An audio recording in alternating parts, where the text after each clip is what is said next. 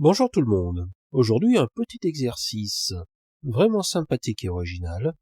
Nous venons des Olympiades de mathématiques de Singapour, section junior, mais cette fois-ci, l'épreuve finale. Alors, il est important de garder à l'esprit que c'est une épreuve réservée aux candidats ayant 14 ans ou moins. Important. Et voici l'énoncé. Un élève divise un nombre entier positif m par un nombre entier positif n, où n est inférieur ou égal à 100, et il affirme que m sur n égale 0,167 à 1 à 2, etc.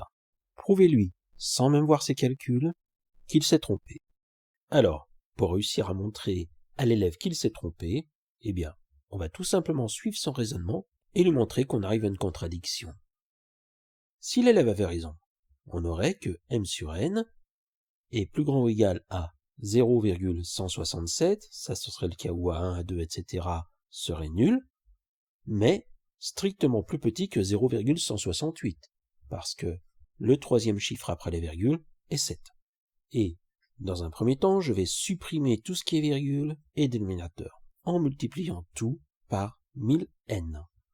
Ça va impliquer que 167n est plus petit ou égal à 1000m, qui est strictement inférieur à 168n.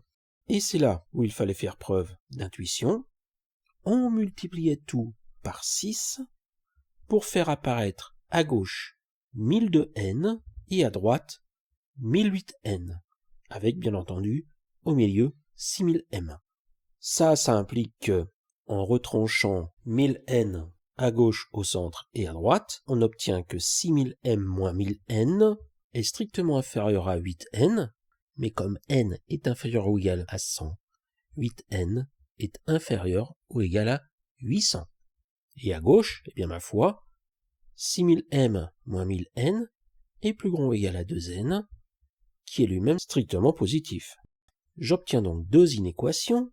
La première, 6000m moins 1000n strictement inférieur à 800, et la deuxième, 6000m moins 1000n strictement positif.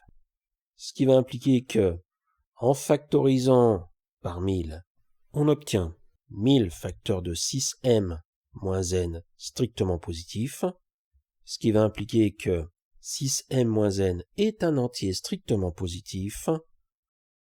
Autrement dit, 1000 facteur de 6m moins n est un multiple de 1000.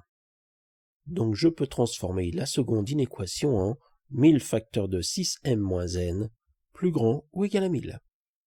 Et là, j'obtiens que 6000m moins 1000n doit être strictement inférieur à 800, mais en même temps supérieur ou égal à 1000.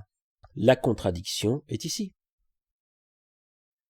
Conclusion, une fraction m sur n avec n inférieur ou égal à 100 ne peut pas avoir la forme donnée par l'élève. Allez, amusant, non ?